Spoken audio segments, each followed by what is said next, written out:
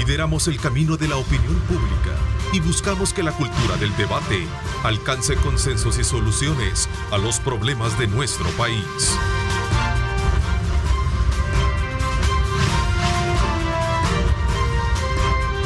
Diálogo con Ernesto López. Son las 6 de la mañana con 31 minutos, 6 de la mañana 31 minutos. ¿Qué tal? ¿Cómo están? Qué placer enorme estar con ustedes a esta hora de la mañana. Sin duda alguna, como siempre, exhortándoles a ustedes a colocar a Dios en el centro de sus actividades y podamos desde luego proyectar, concretizar, trazar todas nuestras aspiraciones en lograr los objetivos esta semana. Así es que desde ya, pues a usted póngale mucha energía, póngale mucha fe, póngale mucha esperanza para que estos puedan cumplirse. Desde ya, bienvenidos. Queremos agradecerles a todos y cada uno de ustedes de estar desde muy tempranas horas de la mañana, desde luego con nosotros, y por supuesto vamos inmediatamente a conocer temas de mucha importancia para que todos estemos al tanto de ellos. Así es que la fiesta del Mundial acaparó el día de ayer mucha expectativa, pues ahí está, ¿verdad? Ahora vamos a estar conociendo el desarrollo de estos partidos, como ya lo anunciaban nuestros encargados de deportes. Así es que vamos a estar muy en la expectativa de todo esto. Este día, en la primera parte del programa, queremos hacer una reflexión sobre lo que significa, por lo que 19 años en el país se ha conmemorado 19 años del Día Nacional de la Oración. Para este día, miércoles 23 de noviembre, se conmemora por decreto legislativo el Día Nacional de la Oración, y queremos hacer una evaluación de cómo está el país desde ese punto de vista, ¿no? Como sociedad, qué estamos haciendo para corregir todos aquellos aspectos que en su momento vienen a distorsionar la familia, vienen a distorsionar ese núcleo social en la cual estamos viviendo. Así es que quiero darle la más cordial bienvenida en este momento al pastor Freddy Mezquita, miembro del Comité del Día Nacional de la Oración por El Salvador y también pastor de la Iglesia Mensaje del Reino de Dios. Bienvenido, pastor. Gracias por acompañarnos. Gracias por la oportunidad. Para este día teníamos previsto también contar con la presencia del pastor Toby Jr., pero lamentablemente ya no se pudo en vista de un problema de salud. Así es que esperamos que no pase a más y lo podamos tener más adelante. Gracias por haber aceptado en su momento la invitación. A ver, yo creo que también es importante mencionar que en su momento se incorpora con nosotros el pastor Osvaldo Asturias, miembro del comité también y pastor de la Iglesia Vida para Crecer. Así es que en su momento vamos a tener la incorporación de él. A ver, pastor Mezquita, vamos a hablar un poquito acerca de... Son 19 años. 19 años. Sí, ¿y cuál ha sido el impacto que ha tenido esto? Todo lo que hemos orado, hay un proceso, ¿verdad? Desde que se gana el decreto, gracias a una persona que peleó, Dios lo puso en el corazón, ¿verdad? Nuestro hermano Luis Ticas. Y posteriormente Dios le da un diseño de hacer montañas en cada departamento. Una montaña de oración donde el pueblo pudiera clamar y poder ver respuesta. Yo creo que muchas oraciones que hemos hecho cada año, consecuentemente por diversos pastores en este país, hoy vemos el efecto de tener un país que se está construyendo en base a un futuro, a una espiritualidad, a un momento llevándolo hacia Dios, que es el que va a dar la respuesta a este país. Han habido cambios progresivos que van de aumento en aumento cada día y hemos estado viendo la mano de Dios en el Día Nacional de Oración, ¿verdad? Nuestro deber como iglesia, desde los tiempos inmemorables, la oración ha sido el recurso más importante que el hombre posee, y nosotros le hemos enseñado al pueblo que este ejercicio de la oración es lo que nos va a hacer que Dios pueda escuchar nuestro clamor.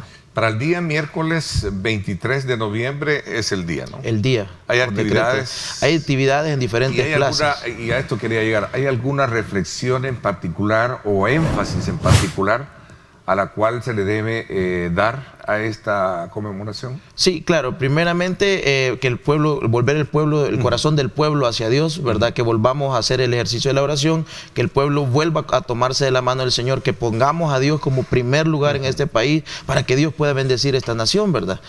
Hay, digamos, las oraciones siempre por nuestros mandatarios, por la economía, por el sector salud, Entonces hay una serie de peticiones por las cuales oramos en cada una de las conmemoraciones y en cada una de las plazas, ¿verdad? ¿Cómo nos encuentra esta conmemoración? ¿Cómo nos encuentra como sociedad? Usted decía de que pareciera ser que estamos en el camino correcto, Sí. pero también tenemos cuadros, episodios que a la luz del día nos deja un sabor a que la sociedad sigue teniendo deficiencias, sigue siendo deficiente en muchos aspectos que tienen que ver con valores. No, claro, en cuanto a eso, y esa es la instancia que nosotros tomamos como iglesia. O sea, cuando nosotros hacemos el trabajo pastoral, ¿verdad? La moralidad, los valores se están perdiendo. Entonces no es culpa de un programa de gobierno, no es culpa de que hayan métodos de cambio de un gobierno si la moralidad del pueblo no cambia. Entonces tiene que ver primeramente que nosotros trabajemos en la moralidad del pueblo para poder ver los efectos del trabajo continuo que se está haciendo por la nación. Pero vemos ahora la decadencia de los valores en todas las instancias, tanto sociales, de estudiantiles, no hay valores. Entonces nosotros lo que necesitamos ahora como iglesia es hacer un llamado a la población salvadoreña, una vez más, a que volvamos a Dios. Que no es los métodos humanos nos van a llevar un poco corto. En cambio, cuando nosotros pongamos a Dios, la moralidad de este pueblo cambie, entonces nosotros vamos a continuar dándole dirección y rumbo a este país. Nosotros, como equipo productor, como Grupo Megavisión, como familia Megavisión, como grupo corporativo, somos fiel creyentes de esa fe cristiana, ¿no? Sí. Y sabemos que es fundamental abrir un espacio con estas plataformas para poder estimular precisamente esa creciente o decreciente pena de valores que hay hoy en día. Y el fin de semana circuló en las redes sociales este video donde una persona, entiendo una madre, deja a un hijo prácticamente abandonado. Por lo menos eso es lo que se circuló. No quiero caer en la irresponsabilidad de asegurarlo, pero por lo menos así se estaba visualizando cuando se captaba en esta cámara. Esto tiene un valor más allá del problema del por cual ella no quiere tener el bebé, porque a lo mejor, no sé, pero tiene que ver con un tema de valores de sociedad, que a lo mejor es un niño que nace sin el consentimiento de ambos, ¿no? Ahí queda, ¿no? Sí, claro. Bueno, primeramente es un problema de moralidad familiar.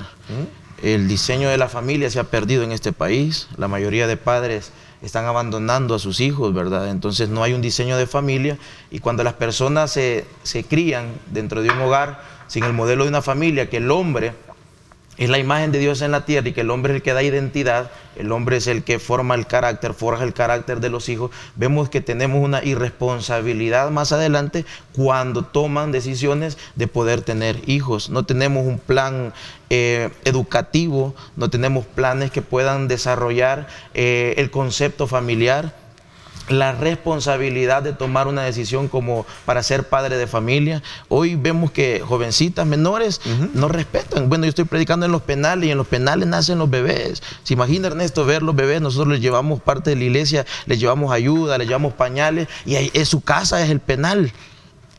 O sea, es difícil, ¿verdad?, que puedan nacer bajo este contexto. Entonces, ¿qué es lo que tenemos que hacer como iglesia, como creyentes? Llevar esperanza, cambiar la mentalidad, llevar la gente hacia Dios. No podemos nosotros humanamente ayudar a esta gente, entonces ayudémosles cambiándoles la moral, ayudémosles acercándolos a Dios. Que cuando la gente se tome de la mano de Dios, entonces las cosas van a fluir de manera inmediata. Pero este caso en particular tiene una explicación sociológica, tiene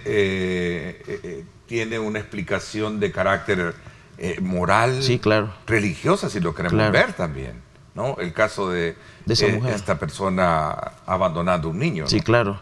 La verdad es que hay casos, por ejemplo, conocer el contexto de por qué pasa esto, conocer el contexto, qué es lo que hace esta mujer no tomar una responsabilidad de madre, cuál fue el trasfondo personal que ella vivió de su niñez. Por ejemplo, voy a contar algo. Yo estaba como unos 16 años, 17 años, y una persona no encontraron qué hacer con un bebé. No encontraron qué hacer. venimos nosotros como familia, lo recibimos. Empezamos a cuidarlo y aquí a unos días los papás desaparecieron. Nosotros le dimos hogar, le dimos familia a este ser. Ahora el día viernes se estaba graduando de bachillerato. Se puede imaginar lo que puede hacer el amor y la transformación. Y nosotros, por ejemplo, yo soy hijo de un padre abandonado. Mi padre me abandona. Pero ¿qué es lo que hicimos nosotros? Cambiar la historia. ¿Cómo? A través del Señor. Abandonado. Mi papá me abandonó. A los 6 años me abandonó, me dejó amarrado en la puerta de la casa y se fue. Y mi mamá me llegó a traer, me crié con mi mamá. Entonces, al vivir esa ausencia de un padre, lo marca la vida a uno. Las personas que hoy vemos tomando decisiones como esta mujer, el problema es que podemos juzgar la acción que ella ha tomado. Por esa razón he sido bastante cauto en hacer ese juzgamiento. Simplemente está ese video, no, claro. una explicación debe tener. Entonces, podemos hacer la practicidad o podemos ver el caso, pero el problema es que esta señorita o esta mujer que ha tomado esta decisión, su personalidad ha sido afectada desde su niñez. Porque vemos que para hacer esto, para dejar el abandono de esto y más, Dios usa un texto en la Biblia, en el profeta Isaías, que dice: ¿se olvidará la mujer de lo que dio a luz? ¿Se olvidará la mujer que tiene que amamantar su cría? Y oiga lo que dice Dios: y aunque ella se olvidare, yo no me olvidaré de ti. Entonces Dios pone en la posibilidad que esto pueda suceder. Pero dice: aunque ella te abandonare, yo no me olvidaré de ti. O sea, el bebé no va a sufrir ese abandono. Ahorita me imagino de que Dios va a hacer algo. O sea, dice que Dios es de él la tierra lo plenitud. Y qué bueno, me gustaría, producción, averiguar si a nivel periodístico le dieron seguimiento por lo que circuló y si ya se tiene alguna información específica sobre, ¿sí? En el noticiero, sí. Sí, ya la capturaron a ella, sí. Bueno, allá me están informando. O sea, le dieron seguimiento al caso y ahora se van a conocer las razones por las cuales ella abandona a ese bebé. Claro, ¿verdad? Entonces ahora, ¿qué es lo que tenemos que hacer nosotros? Al ver las circunstancias acá, primeramente ver de qué manera se logra llegar a la memoria de esta persona para que esta persona pueda hacer conciencia de la decisión que ha tomado. Y ver la raíz, por eso es que yo... Claro, ahí está todo. En su momento yo lo acotaba, ¿verdad? El ejemplo que pongo, sin querer entrar en un prejuzgamiento o juzgamiento per se, es bueno que lo veamos desde el punto de vista sociológico, ver qué es lo que realmente ha pasado. Vamos a ver a continuación la nota que ha preparado nuestro equipo, ¿sí? ¿O solo son imágenes? ¿Tenemos imágenes? Vamos a ver. Estas son. Ahí está, perdón, creo que solo es la imagen de la persona capturada, ¿no? ¿Sí?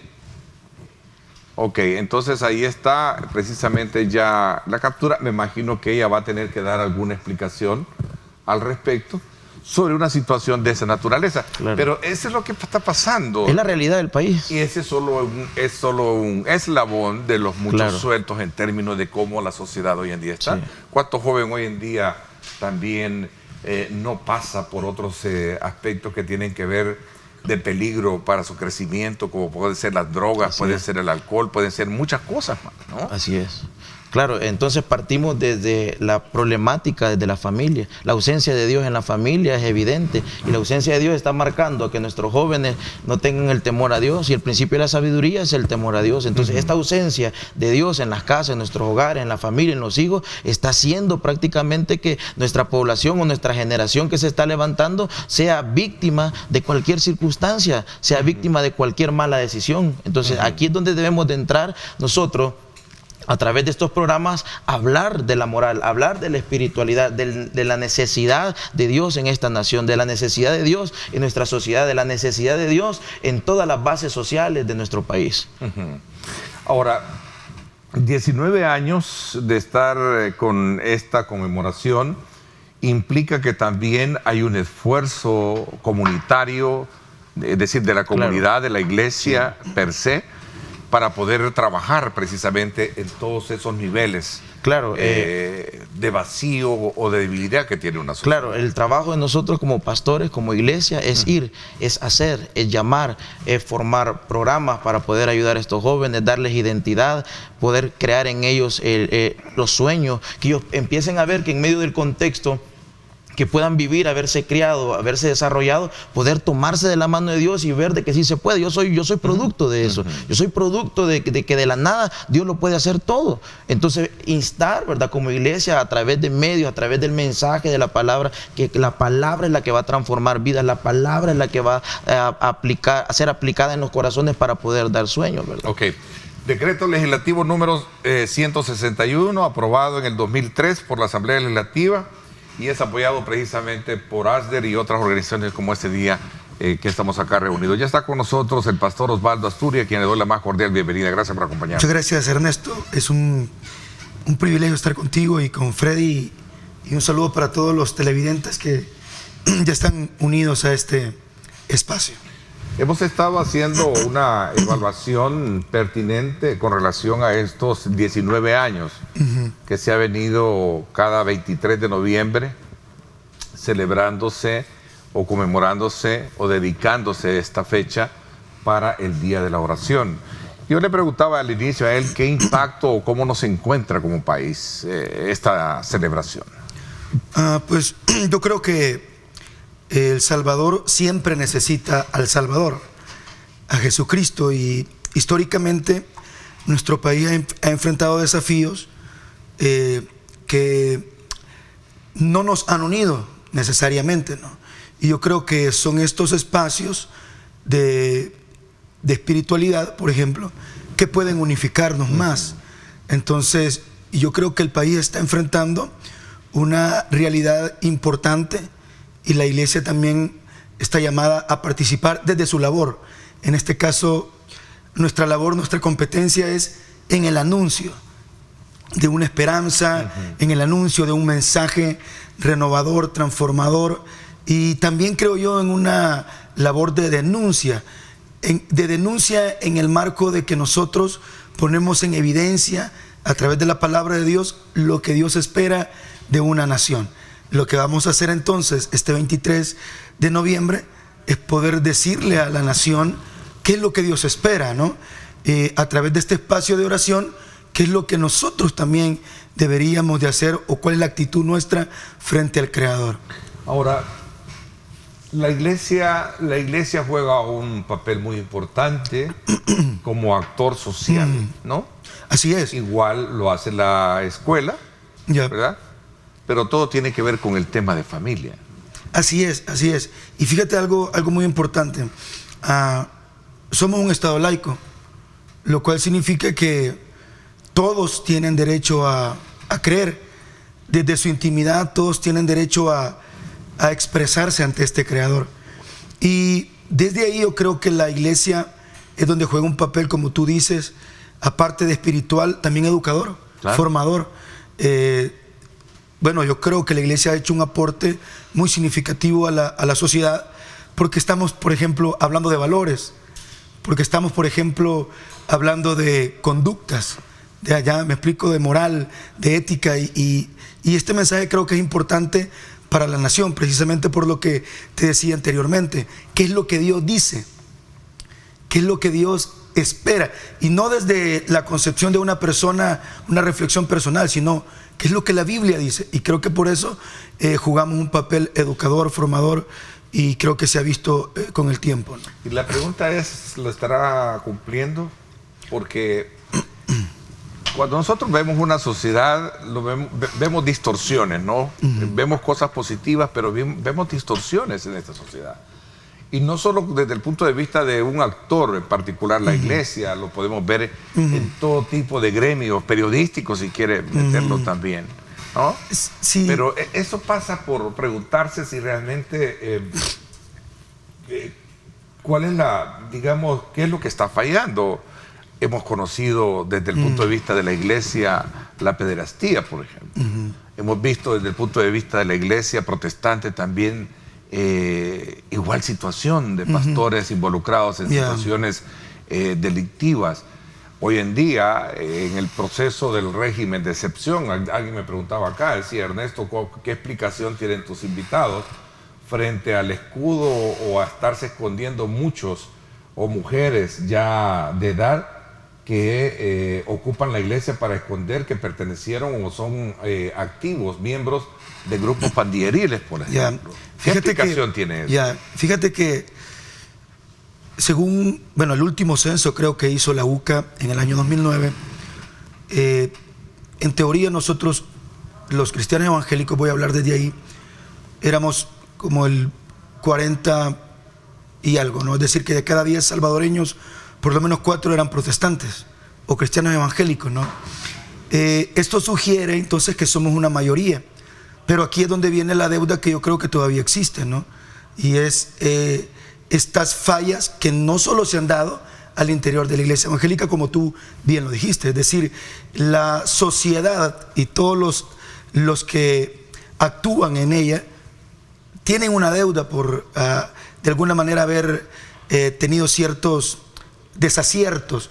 Yo diría que el hecho de que desde la iglesia católica estos temas, por ejemplo, que mencionabas de abusos, o de la iglesia evangélica estos irregularidades delictivas, etcétera, yo no creo que esto sea como la base para poder descalificar todo lo que de alguna manera se ha venido haciendo. Lo positivo que exacto, hay, obviamente. Exacto, porque por ejemplo hay es un eslabón de lo... Exacto, así es como decir, ¿verdad?, que un periodista haya cometido un error. Definitivamente, exacto, definitivamente creo que es así. Yo creo que hay un buen grupo de cristianos, personas que los buenos, en términos concretos, los buenos somos más. Sí, así es decir, tampoco quiero mencionar que lo que llamamos iglesia hoy necesariamente sea nuestra referencia, ¿verdad? Es decir, por eso creo yo que escuchaba a Freddy y la importancia de que, por ejemplo, desde estos espacios o desde el espacio de la oración promovamos precisamente los valores, porque hay una nueva generación también. Han habido cambios en nuestro país, no solo a nivel de Estado, ¿verdad?, sino que también a nivel de iglesia hay jóvenes que están emergiendo y que tienen otro tipo de perspectiva también acerca de la fe, ¿no? Yo creo que si han habido detalles que no han sido acertados para la iglesia, yo creo que no es la regla, ¿no? Ok, vamos a ver. Pastor Mezquita, en ese mismo sentido, la pregunta y el énfasis en torno a el país vive un régimen de excepción. ¿Cuál es la postura de ustedes, reconociendo de que en un campo de acción, de trabajo, de rescate, está presente la iglesia? Claro. Y ahora, de alguna manera, también se ha visto trastocado algunos aspectos que, como bien lo dice el pastor, no es una generalidad, pero se han visto de casos en particular que hasta ahí también se ha tenido situaciones que ponen en entredicho el verdadero rol de lo que tenemos que hacer con cada uno como ser humano. Yo creo que los seres humanos tenemos nuestros defectos, pero también tenemos nuestras virtudes, pero diferente es que en mí exista una aura de la cual la investidura me lleve a mí a representar un sector en particular. Ese es el elemento clave. Bueno, partimos de la realidad, ¿verdad? Por ejemplo, yo predico siempre predico en Campanera, llego a predicar a eventos de la Campanera, y hace algunos años atrás no se podía entrar. O sea, tenía que esperar yo que me llegaran a traer a la entrada, si no entraba. En cambio, hace unos meses bajé a predicar, porque voy casi hasta el punto de buses, y no, militarizado, o sea, la gente con una libertad, usted entra, ya nadie lo detiene, ya nadie lo ve mal, o sea, existe un trabajo social en cuanto a esto, grandísimo. Hay una paz en las comunidades. Yo predico en las comunidades que eran las comunidades más peligrosas, ahora hay como menos violencia, hay mayor accesibilidad, la gente está abierta a oír la palabra de Dios, y nosotros como ente que profesa la fe, que tiene un mensaje que dar a la nación, ¿qué nos toca hacer a nosotros? Llegar donde esta gente, independientemente, nuestro trabajo como iglesia es darle esperanza al pandillero, que pueda venir a un arrepentimiento, que pueda cambiar, que su vida pueda ser diferente, que hay una familia por él orando, que hay una madre de rodillas, que hay un hijo que necesita ver un padre diferente. Entonces nuestro trabajo como iglesia es ir y dar el mensaje, independientemente en las condiciones sociales del individuo o morales del individuo.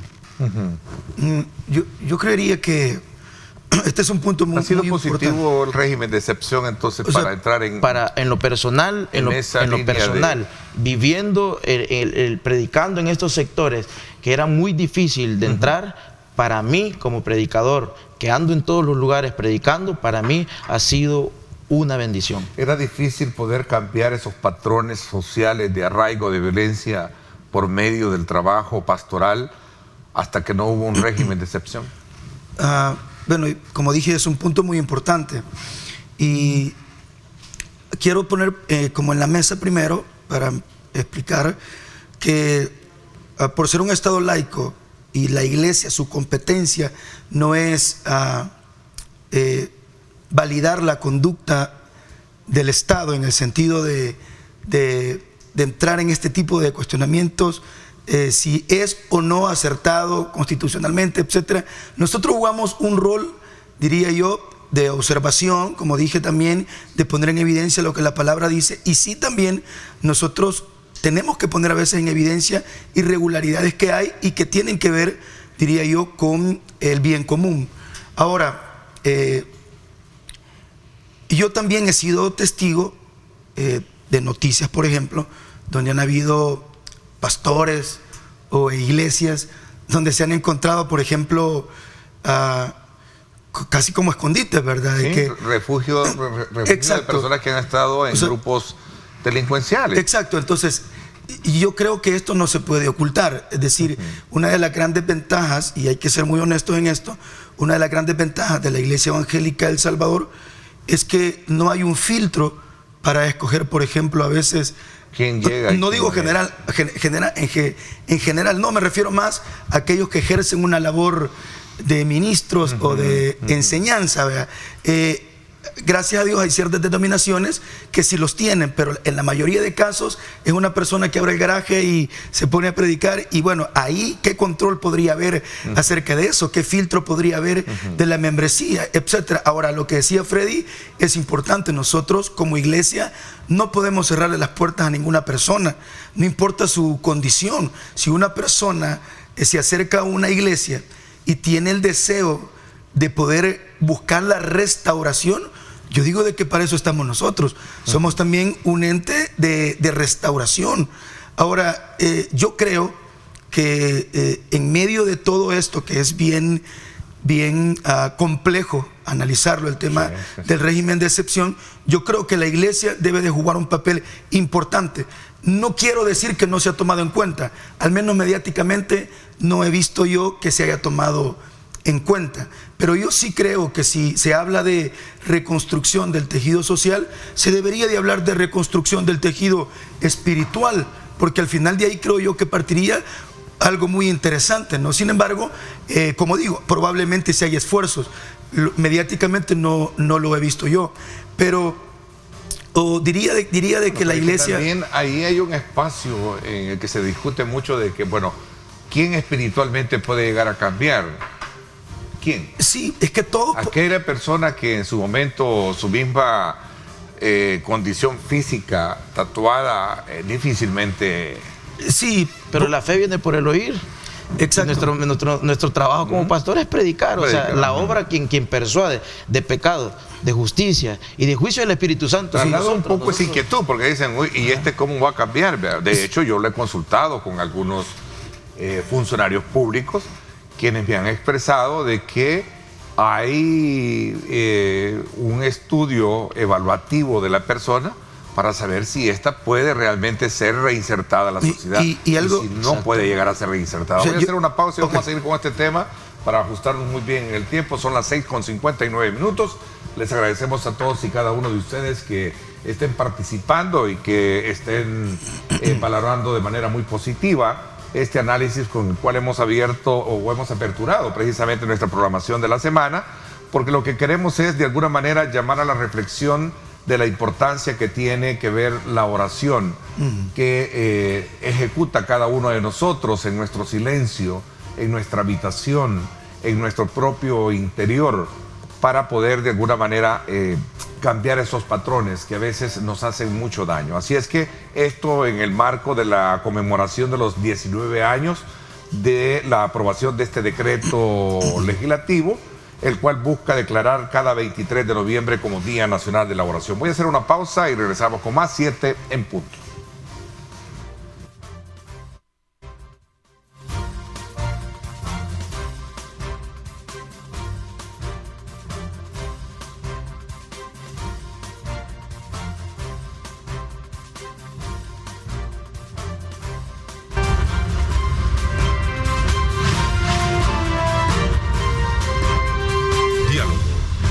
Ernesto López.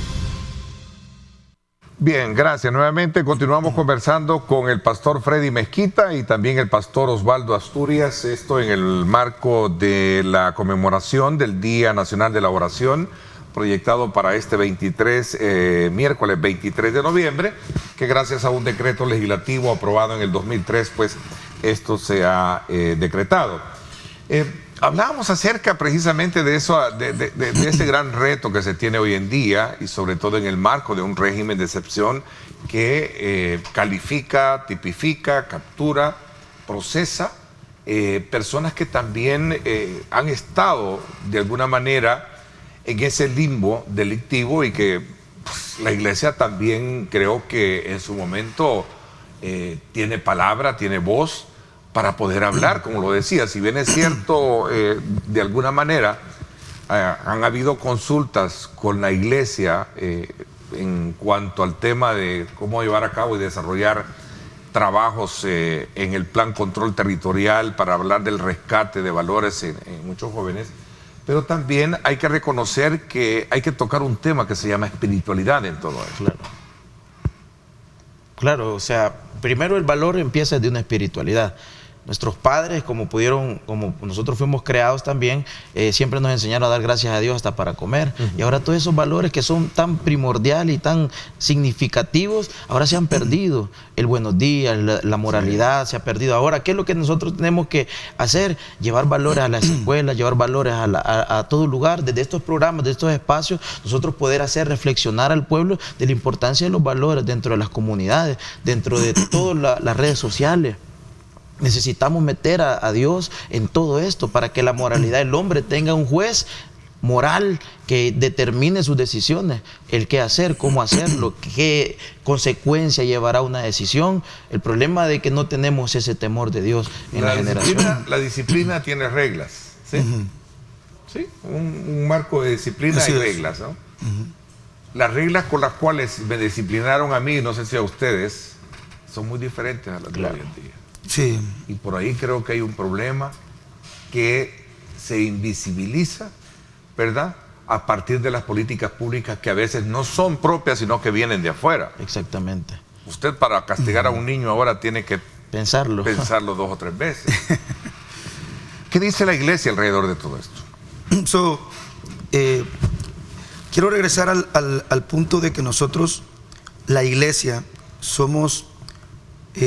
creo yo, o jugamos una labor muy importante en cualquiera que sea de los tiempos. Es decir, desde tiempos de la iglesia primitiva, lo que llamamos iglesia primitiva, la iglesia ha venido jugando una labor de transformación, de educación, no importa el escenario. Por ejemplo, algo bien interesante y siempre en el marco del régimen de excepción, ¿cuál sería la labor, si nuestra competencia no es validar si constitucionalmente es bueno o malo, si no somos una labor como por ejemplo un juez, ¿verdad? ¿Cuál sería nuestra labor si ya el régimen está en funciones? Para mí creo yo que o nos encargamos de una labor de cuestionamientos, o nos encargamos también de una labor de aprovechamiento. O sea, aprovechamos este escenario para que la iglesia pueda también ahora, como decía Freddy, ahora puedo entrar a ciertos lugares que antes no podía. Entonces, ¿por qué ahora la iglesia, o por qué razón la iglesia ahora debería aprovechar este momento? Porque podemos ahora con mayor facilidad ingresar a ciertos lugares y comenzar a educar a los niños, por ejemplo. Poder acercarse, por ejemplo... ¿por qué enfocarnos en un target de personas que, como bien decíamos, es muy complejo determinar si es posible, humanamente hablando, que cambie la persona o no? Nosotros desde nuestra concepción de fe creemos que Dios puede transformar a una persona independientemente del estado en el que ésta esté. Creemos que Dios puede hacer una transformación. Ahora, que es complejo, sí, porque es una persona que juega un rol social, etcétera, con un comportamiento emocional, es el resultado de todo lo que ha vivido. Pero sí podemos jugar una labor, diría yo, muy importante ahora, porque podemos enfocarnos en la generación que viene. Si estamos cambiando tan agresivamente, nosotros ahora podemos comenzar a trabajar en este target de personas que tal vez fueron hasta hijos de algún delincuente, ¿no? O son hijos de un delincuente, o son hijos de alguien que tal vez no logró acertar moralmente en la sociedad, pero nosotros podemos hacerlo. O sea, y la iglesia lo hace. O sea, la iglesia ha jugado una labor muy buena, educando, por ejemplo, niños, a prejóvenes, adolescentes, y de alguna manera todos estos principios, todos estos valores, creo que al final podrían ser al menos regular estos valores, el comportamiento de los individuos, e ir preparándonos para una nueva generación. El plan control territorial tiene varias fases, y ahora estamos en una fase que ya la comentamos, donde están los territorios pues prácticamente ya, y usted algo me mencionaba, que se puede transitar, y ahora es cuando se debe de trabajar. Ya, ahí es donde creo yo. Y era lo que usted hacía énfasis, el escenario, sobre la base de ese escenario, comenzar a sembrar, ¿verdad? Exacto. Para poder construir lo que por años no hemos logrado construir, esa sociedad de jóvenes productivos y no delictivos, como ahora tenemos 52,000 o 60, ya casi llegando a los 60,000. Bueno, yo pienso que el escenario está listo, ¿no? El escenario está listo. ¿En qué sentido? Ahora, ¿qué estamos haciendo con la mamá y con el hijo del capturado? Ese es el problema. Ahora, que para cambiar una nación, para cambiar una civilización, se debe empezar por los niños.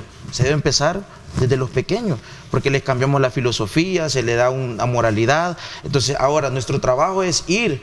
Si mientras las personas estas están capturadas, nosotros vamos a predicarles a esas esposas, a esos hijos, a darles esperanza. Por ejemplo, hay personas que están delinquiendo, pero no quieren que su hijo tenga el mismo futuro de ellos. Entonces, ¿qué hacen? Llévenselo para la iglesia, escuela bíblica. El problema es que nunca se menciona la obra social que hace la iglesia. La gente desconoce, a través de estos medios nunca se da a conocer el trabajo arduo que hace la iglesia para poder llevar niños y poder instruir niños basado en la palabra, instruir al niño en su camino, porque aun cuando fuere viejo, no se apartará de él. Entonces es nuestro trabajo, es nuestra labor, y el escenario está preparado para trabajarlo. Y algo que, por ejemplo, quiero regresar también a algo que tú dijiste, la iglesia es como, por ejemplo, también como las escuelas, ¿no? Por ejemplo, no importa el gobierno de turno que esté, no importa las políticas que se estén dando en el momento, las escuelas siguen funcionando, siguen jugando una labor de educación, de formación, que hayan alumnos que no pasen el grado, o alumnos que por sumarse a algún tipo de estructura deserten, pero la escuela sigue jugando una labor sin importar. Ahora, nosotros como iglesia, igual no dependemos de un gobierno de turno o de las políticas que se estén dando. Nuestra labor siempre va a ser hablar lo que la palabra de Dios enseña. Nuestra competencia está muy clara. La iglesia tiene que anunciar la verdad del evangelio, la esperanza, el poder transformador de Dios, y por eso creo yo que independientemente el gobierno de turno, si hay un escenario en el que la iglesia pudiera participar y sumar a su rol de educación, yo creo que la iglesia debe de hacerlo. Voy a hacer una pregunta bastante compleja, difícil. Digo, por el hecho de que asumir una postura en el marco del régimen de excepción no es capaz comprenderla desde un ángulo de que la iglesia también tiene voz y debe ser escuchada. Se están hablando y denunciando mucho que se están violentando derechos humanos en el marco de este régimen de excepción. ¿Qué piensa la iglesia evangélica de esto? Yo creo, o sea, jurídicamente incluso, nosotros tenemos una competencia. Por eso quiero volver ahí. La competencia de nosotros los ministros, que al final representamos iglesia, nuestra competencia es espiritual. No valida la conducta común de las personas fuera de estas instituciones. Esto es como la iglesia católica. ¿Cuántas personas han ido a misa o van o se han hecho la primera comunión y quizás ahora están también dentro de una prisión. Es decir, eso no significa que la iglesia no haya cumplido su labor. Entonces, creo que nuestra labor debe de ser siempre de restauración, de fortalecimiento. Entonces, volvemos al tema entonces, si se han violentado o no derechos humanos, ¿cuál debería de ser nuestra labor en este contexto? Yo creería que la iglesia tendría que tener un acercamiento a, por ejemplo, los padres, los hijos, y por ejemplo jugar esa labor, me explico, de restauración. No es nuestra labor, al menos así lo concibo yo, no es mi labor, por ejemplo, pararme frente a la Asamblea Legislativa e ir a decir que esto estuvo bien o estuvo mal. Me explico, mi labor es de restaurar, de formar desde la palestra que Dios me permite a mí, por ejemplo, como pastor, cada miércoles, cada viernes, cada domingo, predico la palabra de Dios y estoy hablando del valor humano que Dios promueve. Es decir, la iglesia no defiende aquel que delinque. No tendría, es que la iglesia no puede ni debe validar la conducta común fuera de la institución. Yo puedo validar, es como por ejemplo que en la institución per se estar en la tierra, hay reglas, hay leyes. Definitivamente, hay una constitución. Es como que por ejemplo, violento, obviamente exacto, es como que por ejemplo al interior de mi comunidad de fe, una persona de repente sea denunciada por abuso sexual. Y yo como pastor, ¿qué voy a hacer? Voy a salir de mi escenario a defenderlo. No solo lo va a expulsar, sino lo va a someter a consideración de la definitivamente, ¿no? Si esta persona violó o cometió un delito y ahora se encuentra frente a un juzgado, no puedo. Es más, como pastor estoy obligado a más bien enfocarme en la víctima. ¿Me explico? Estoy enfocado en la persona que fue dañada. Nunca debería yo de defender al que cometió un delito. Si esta persona cometió un delito, Dios lo puede restaurar, pero esta persona tiene que pasar su proceso. La misma pregunta se lo hice al pastor, a mi amigo el pastor Toby Jr. Un saludo muy especial y deseo una pronta recuperación para él. Que me decía que nosotros no defendemos a alguien que cometa una falla. Así es, decía, no deberíamos. Ahí teníamos el caso y parece que ellos tuvieron un problema particular con un director de una escuela de ellos. Y ahí está, me dicen, nosotros no tenemos por qué ocultar a nadie. Aquí o se cumplen las reglas. Exacto. Todo, ¿no? Nadie, es más, un ministro, por ejemplo, que cometa un delito, no debería de ser protegido. Es decir, si cometió un delito dentro del marco constitucional, esta persona tiene que enfrentar la ley. La iglesia, en honor al tiempo, la iglesia general debe prepararse para este nuevo tiempo que viene. Claro que sí, tenemos que ir a la vanguardia de todo. Un tiempo donde las condiciones a partir del efecto per se que ha tenido el flagelo social de la delincuencia, entra a un escenario diferente, para muchos discutible si ya se resolvió o no se resuelve, ese es el problema de debate de ellos. Traslado simplemente un escenario, un horizonte en el cual quisiera ver qué papel va a tener que jugar la iglesia. Claro, ahora la iglesia tiene todas las condiciones para poder ejercer el labor ministerial que debemos hacer dentro de todos los ámbitos sociales. Entonces ahora tenemos el escenario listo para llevar la palabra, para llevar el mensaje, para llevar esperanza a toda esta gente y tener dentro de las condiciones ahorita, aquí a corto, a mediano y largo plazo, una generación, un país muy diferente al que hoy estamos viendo. Estamos en una etapa de transición donde tenemos que aprovechar el escenario que Dios está preparando en este país. Hay algo interesante en esto, es que históricamente en El Salvador siempre nos hemos dividido por cualquier cosa, ¿verdad? Sí, entonces, bueno, de hecho la iglesia tanto también, yo sé, como el gremio periodístico, exacto, o sea, metámonos todos, exacto, gremio de abogados, todo. Vea, nadie creo que escapa de esto. No debería de ser así. No debería de ser así. Por eso viene desde tiempos ancestrales. Increíble, pero en El Salvador como que es más notable, ¿no? Sí, la disonancia como que no exacto. Pero yo creo que precisamente, regresando al Día Nacional de Oración, por ejemplo, si alguien pregunta, ¿y quiénes son ellos? ¿A quiénes representan? ¿Son ellos los que representan a toda la iglesia evangélica de El Salvador? No. pero sí representamos al menos la oportunidad de unificar a un sector de la Iglesia Evangélica de El Salvador, porque podemos unirnos y desde este pequeño espacio podemos realmente, creo yo, unirnos, hacer a un lado lo que nos divide y clamar por El Salvador. ¿Por qué vamos a clamar? Por paz, por seguridad, por empleo, por economía. Quiero acotar algo bien importante, que este espacio ha sido solicitado por un grupo organizador, que entre ellos están ustedes junto a otros pastores, que estuvieron, por cierto, también en la Asamblea Legislativa ya la semana pasada, creo que estuvieron también promoviendo parte de las actividades enmarcadas en esta celebración. Estuvieron también, creo que alguien de ustedes estuvo también en otra entrevista de mayor impacto por la mañana, y nosotros también no podíamos quedarnos atrás. Estoy seguro que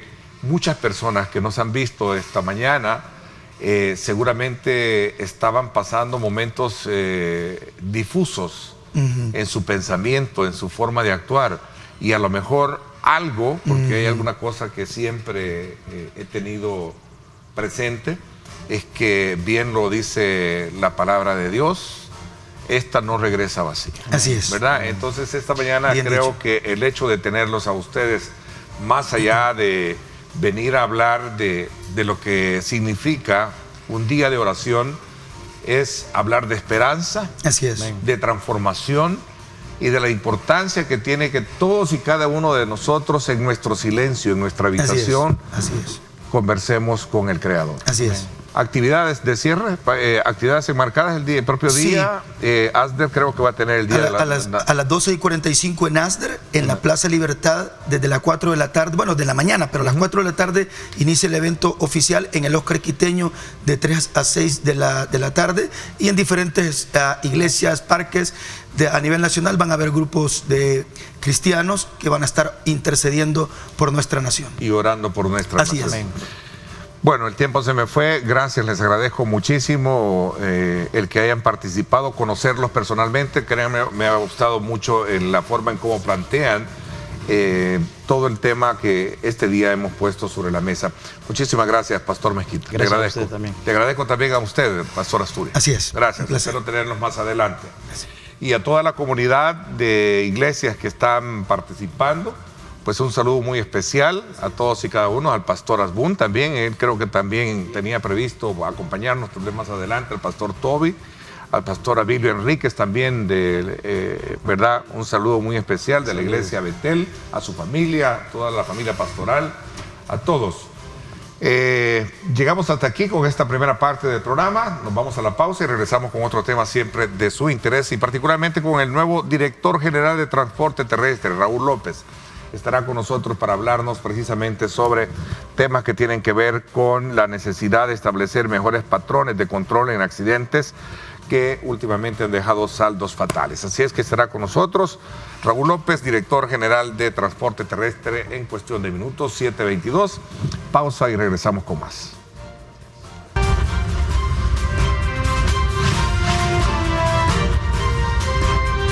Diálogo con Ernesto López. Bueno, gracias nuevamente por estar con nosotros. En esta segunda parte del programa quiero darle la más cordial bienvenida al ingeniero Raúl López, director general de Transporte Terrestre. Bienvenido. Gracias por acompañarnos, director. Un gusto, Ernesto. Un gusto estar aquí con todos ustedes para platicar un poquito sobre temas de transporte y también de movilidad y seguridad vial. Así que a tus órdenes. Para poder entender y comprender mejor lo que vamos a conversar, quisiera de alguna manera que nos introdujera. Sí. Entiendo que han habido ciertas modificaciones en toda la estructura de cómo estaba el Viceministerio de Transporte. Pues la estructura como tal todavía es la misma. El Viceministerio es parte del Ministerio de Obras Públicas y de Transporte. Seguimos trabajando de la mano, obviamente, con el ministro Romeo. Ha habido recientemente un cambio de viceministro. El viceministro Castelar, ex viceministro Castelar, continúa en el viceministerio haciendo aportes en varios temas estratégicos, ¿verdad? Por otro lado, el nuevo viceministro ya está en funciones y en efecto lo que nos sigue insistiendo, el mensaje, la instrucción que nos reitera proveniente del presidente Bukele, es proteger a la población salvadoreña. Eso está al centro de todo nuestro quehacer, ¿verdad? Tanto en la perspectiva de transporte como en la perspectiva de tránsito y seguridad vial. Así es. Transporte terrestre, tránsito y seguridad vial. Correcto. Encierra un universo Correcto. de actividades. Y carga, no olvidemos a carga también. También sí, carga encierra está un universo de responsabilidad. Así es. Eso abarca todo el ámbito de gestión del viceministerio. ¿Cuáles son las que más carga generan? En realidad todas tienen su... Correcto, hay mucho que hacer en cada una de estas áreas. Lastimosamente en antaño ha habido una debilitación de lo que es todo el marco legal que atañe a la función del viceministerio por diferentes razones. En ese sentido, en esta administración lo que se ha ido buscando es robustecer ese marco legal, ¿verdad? Y por otro lado, también con base a lo que tenemos, aunque limitado, hacer el mayor esfuerzo posible, insisto, en proteger la vida de los salvadoreños. A ver, voy a comenzar quizás un poco queriendo conocer sus impresiones con este término que no me gusta mucho, pero sí así lo han titulado varios periódicos. Nueva racha de accidentes de tránsito. Sí, hay mucho accidente de tránsito, ¿no? Sí, correcto. Veámoslo en perspectiva general primero, ¿verdad? En lo que va del año, en realidad, en términos comparativos con el año pasado, con el 2021, de hecho estamos todavía un poco mejor. La diferencia porcentual, de hecho, es casi del 7% de reducción este año. Ahorita llevamos, de hecho, 15.309 accidentes versus 16.448 que llevábamos el año pasado a esta fecha. Entonces, en ese sentido, puede notarse la labor intensa que se ha venido haciendo, ¿verdad? Cumpliendo con esas instrucciones que nos han girado, seguimos haciendo esa labor en coordinación con la Policía Nacional Civil.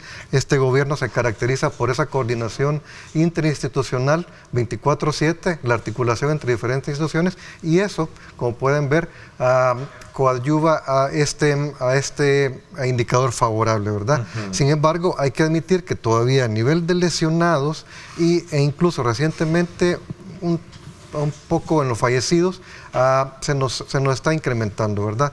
Es decir, están siendo un poquito más letales los accidentes, Ernesto, y sin duda vamos a entrar ya un poquito más ahí a discutir por qué de las razones, ¿no? Es que yo creo que poco a poco vamos a ir adentrándonos en ello. Correcto.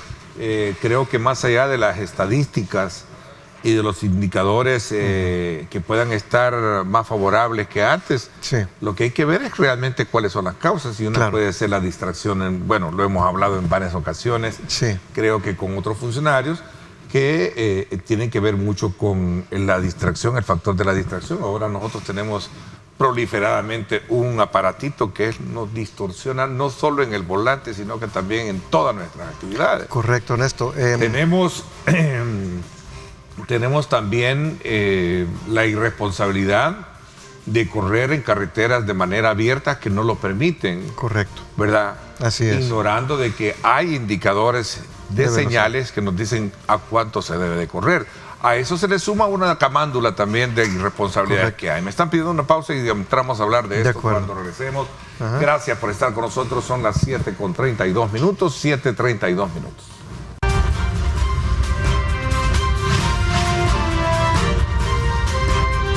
Diálogo con Ernesto López.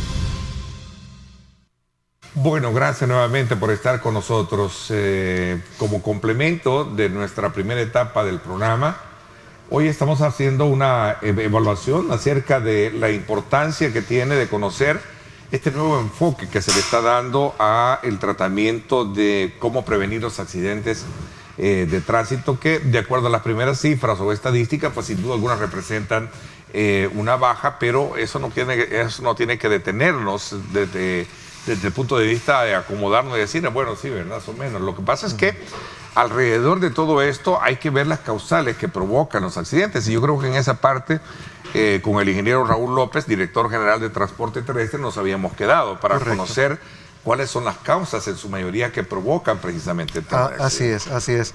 En efecto, los indicadores a nivel global del año han sido positivos, pero no podemos dejar de admitir que este último trimestre obviamente es complicado, ¿verdad? La actividad económica también se dinamiza por el cierre de año, y eso eleva, por supuesto, el número de viajes y potencialmente también el número de accidentes. Las causas, Ernesto, siguen siendo las mismas, de hecho, ¿verdad? La distracción del conductor sigue siendo la primera, como tú bien decías. ¿Sí? En efecto, estamos viendo que el celular es una de las causas que tienen mucho que ver con esta causa de forma subyacente. Un par de segundos, un par de milisegundos de distracción en el celular, contestar el teléfono, contestar un mensaje, hacer uso de las redes sociales, Ernesto, ¿sí? Puede ser realmente la causa de un accidente muy fuerte, ¿verdad? La invasión al carril también, sin duda alguna, tiene que ver mucho con este factor, ¿verdad? Y no respetar las señales de tránsito, sin duda también hay algún nivel de involucramiento ahí.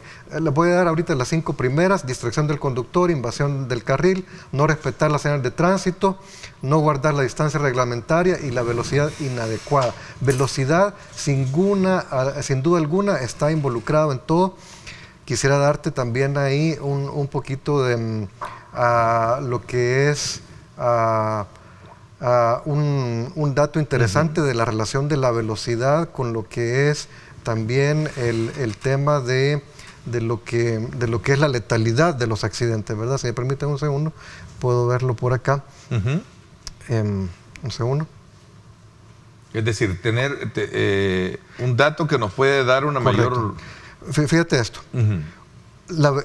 Hablando de lo que es el riesgo de muerte de un peatón, si hablamos de que la velocidad de impacto en kilómetros por hora es de 60 kilómetros por hora, el riesgo de muerte de un peatón que sea impactado es del 95%. Si estamos hablando de que el vehículo va a 40 kilómetros por hora, el riesgo de muerte disminuye a un 32%. Y si el vehículo se mueve a 30 kilómetros por hora, el riesgo de muerte disminuye a solo el 10%.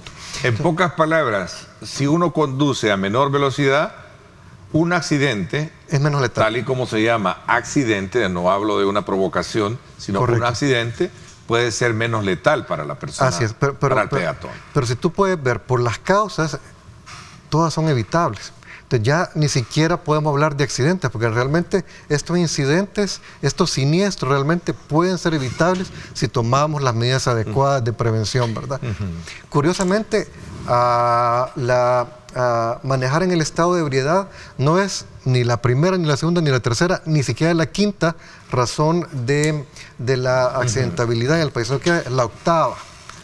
No obstante lo anterior, por supuesto, el alcohol. O sea que la primera viene siendo la distracción. La distracción al volante. Insisto, manejar en estado de ebriedad es la octava causa. Sí. Sin embargo, obviamente no queremos gente que en la calle que maneje... Ande de manera temeraria. Que maneje temeraria. Claro, pero las incidencias claras son esas. Exactamente. Si nos asustamos...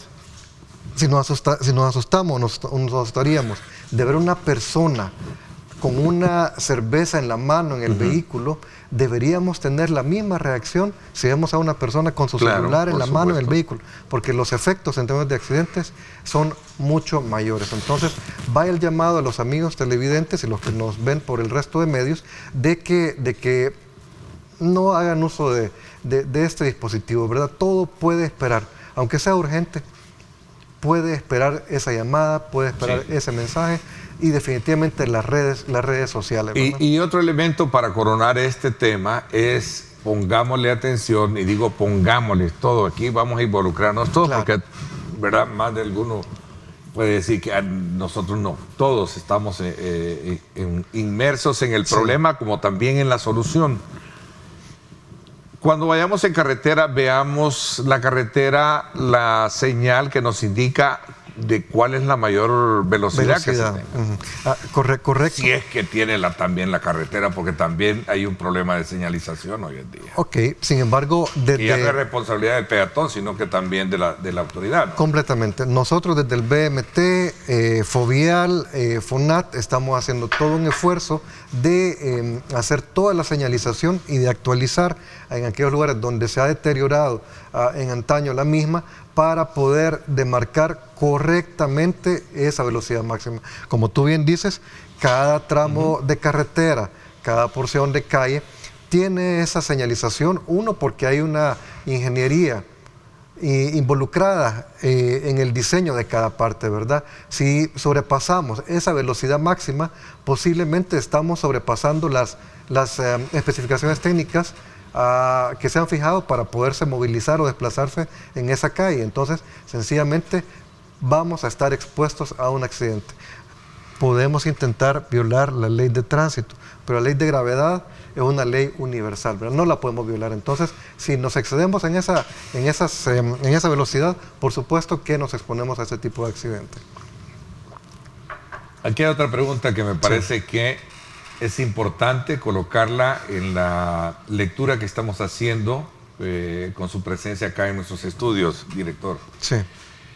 Ernesto, hoy en día se han hecho un endurecimiento de las leyes de tránsito para los conductores de automóviles. Correcto. Sin embargo, es importante que esta mañana se lo traslades a tu invitado para que él abandere un proyecto de reformas más drásticas y duras contra los motociclistas, que son los abusadores hoy en día número uno de las calles. Bueno, yo creo que no podemos... Este tema Sí. es importante y lo voy a decir porque esto nos pasa cada rato. Claro. Yo me he escapado de no darle a uno De acuerdo. un sinfín de veces. Sí, Y no es problema mío, es problema que se les meten a uno. Se tira. correcto. Hay que hacer algo, ¿no? Yo creo que El no... problema es que uno ves, si hace un... Sí. Si uno golpea uno termina siendo ¿cómo se llama? El responsable. El responsable. ¿no? Sí. Yo creo, Ernesto, que no podemos satanizar a solo una parte de todos los conductores, ¿verdad? Yo creería que sí. ¿Que sí? Yo creería que sí. Por lo menos a creo todos que los deliveries que andan en la carrera entregando sus cosas. hay un tema, ¿verdad? hay un tema ahí. O sea, me obviamente, refiero a eso, o sea, a generalizarlo desde el punto de vista de ese rubro. No, Te no comento digo algo. que no hay. Hemos tenido un 18% en promedio anual de incremento del parque de Sí. motos en el país, ¿verdad? Y eso aunado a que no todos los motoristas tienen su licencia, es un factor. Como tú bien dices, hay muchas personas que en efecto, Sí. al no estar debidamente capacitadas para manejar este tipo de vehículo, obviamente ponen en riesgo su propia persona, sus acompañantes, los otros automovilistas, o se exponen a ser ellos víctimas de algún tipo de siniestro, ¿verdad?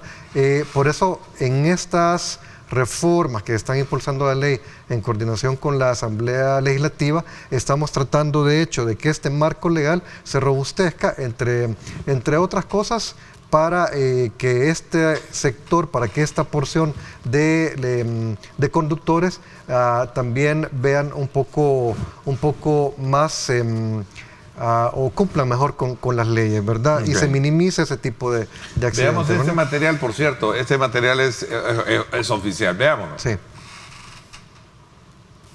Veamos. Ahí está imponiendo una multa a un motociclista que no solo va acompañado de su esposa, sino que también lleva a un niño. Obviamente Correcto. las necesidades apremian, pero, o sea, no sé. ¿Qué explicación tienes? pues definitivamente hay un poco ahí de falta de cultura, en el sentido de que eso pone en riesgo, y es parte de lo que busca esta labor de concientización que hacemos también a través de FONAT. También, como decíamos, lo que es esa modificación a las leyes va a permitir robustecer, pero como tú bien dices, también, Ernesto, hay un tema de necesidad, ¿verdad? En la medida en que se distorsiona o no funciona bien el sistema de transporte colectivo, la gente tiende a buscar alternativas. Y eso es realmente lo que vemos. El incremento en el parque de motos se ha debido a que lastimosamente en antaño el sistema de transporte colectivo como tal fue dejando de ser opción para buena parte de la población. Entonces, lo que estamos buscando a través de esta administración es que este sistema, el sistema de transporte colectivo, realmente funcione correctamente. Pero el primer paso era realmente viabilizar que fuera una opción, y ese es un tema de seguridad pública. En la medida que uno puede ser sujeto de asalto en un autobús, por supuesto que no va a hacer uso de él. Por eso es que desde el primer mes en que este gobierno estuvo en funciones, se comenzó a trabajar en el tema de seguridad. Así como a esta fecha, ya realmente los incidentes de delincuencia común, y si tú quieres también incluso lo que es el tema de extorsión en el transporte colectivo, básicamente se ha eliminado. Entonces, una de las primeras piezas, la piedra angular, diría yo, para poder hacer cualquier tipo de cambio en el sistema, ya se ha montado. Otra parte es lo que es el trabajo coordinado de las diferentes unidades, ¿verdad? Tú que conoces bien el sistema, claro, sabes que había mucho... Hablemos de ello si quiere cuando regresemos. Vamos a hacer una pausa. ¿Cómo está el transporte colectivo desde ese punto de vista? De acuerdo. ¿Y cuál es la apuesta que se le debe dar? Porque otro de los grandes, digamos, retos o vacíos que tiene la degeneración del concepto de circulación en el país, son los congestionamientos. Y los congestionamientos es por una sobrepoblación de vehículos, como arista 1, y sumado a eso también el colapso de nuestra comunicación vial, es decir, de nuestras calles y avenidas. Y el otro elemento, que es la falta de un transporte masivo, ¿verdad? Para hacer uso cualquier ciudadano. Como en otras ciudades se ha visto que ha venido a facilitar aún más la movilidad. El tráfico, la movilidad, como usted bien lo dice. Vamos a hablar de eso cuando regresemos, director. Gracias por estar con nosotros. Pausa.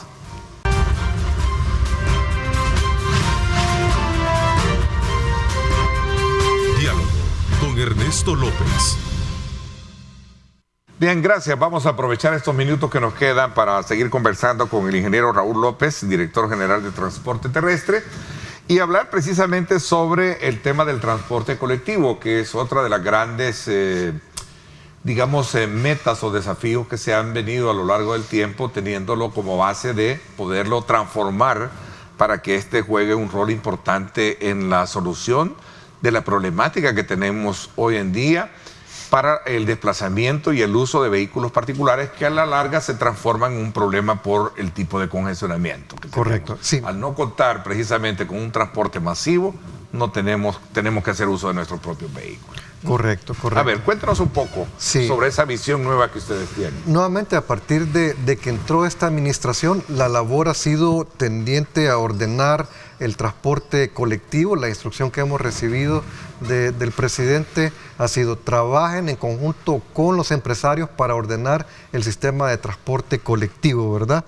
Y obviamente también tenemos claridad en el ministerio que hace falta reactivar un transporte masivo acá en el país.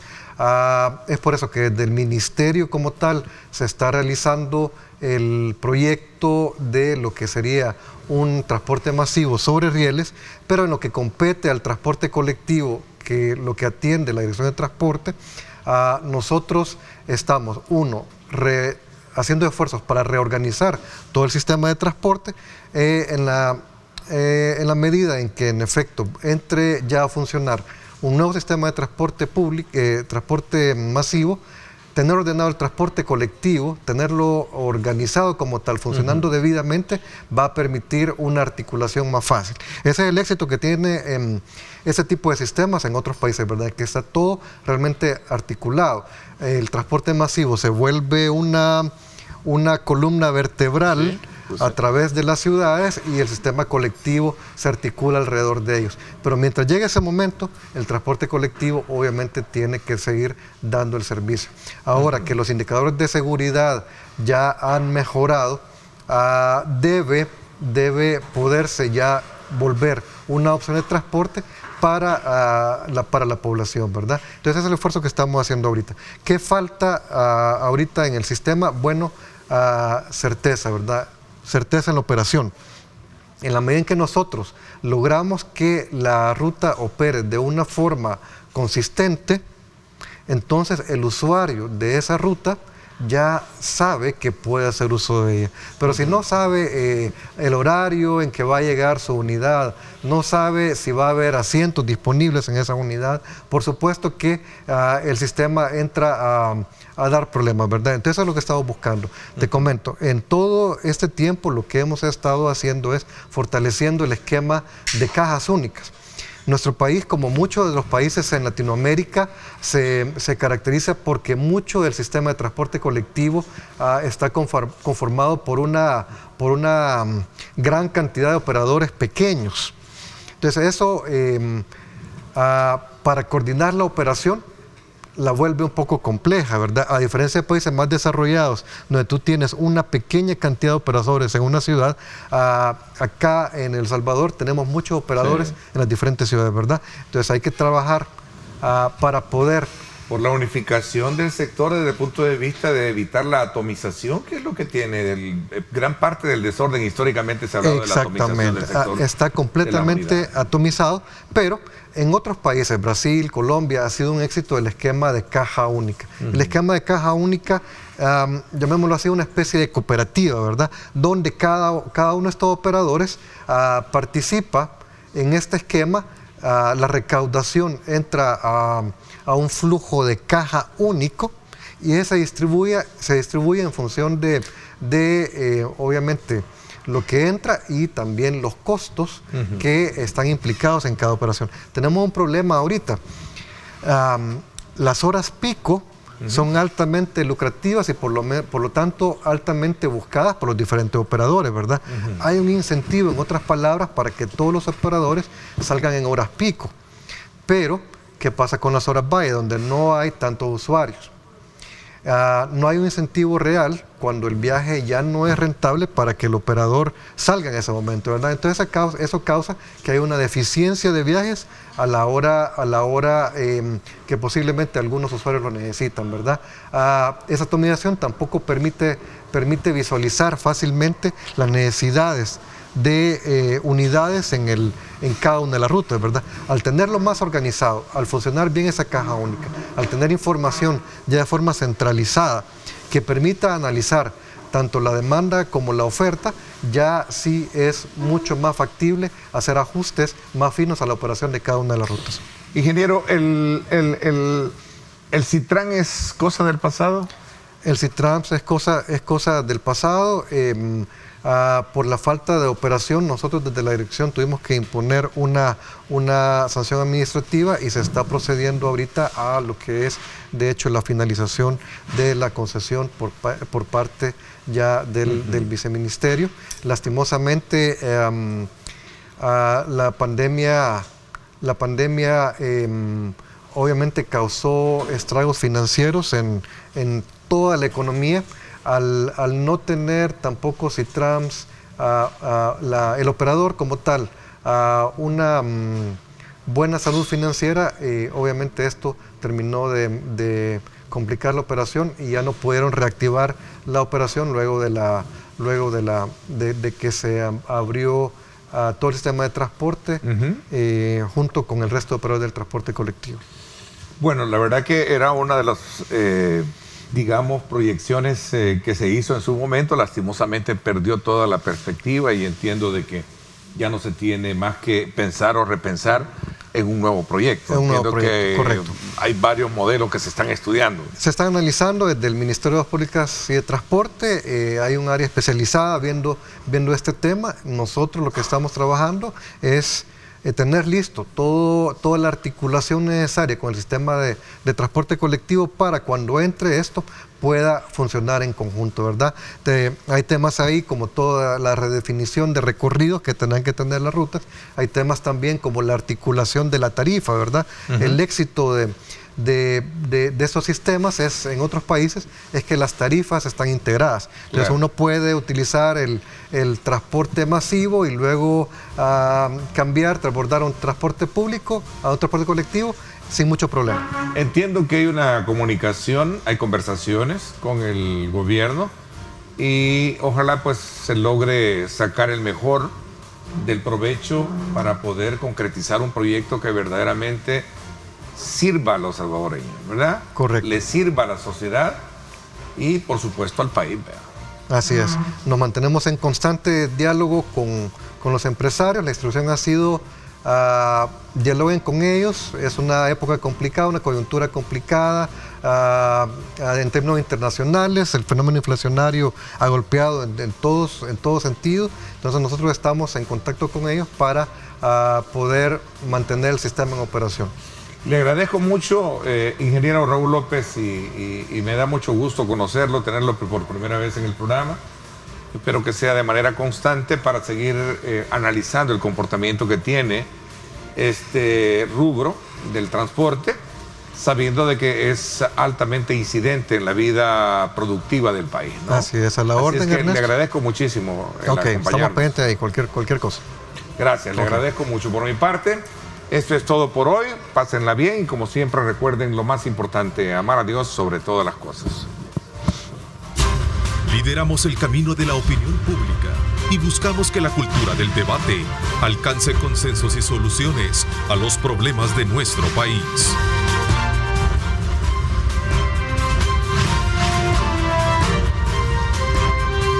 Diálogo con Ernesto López.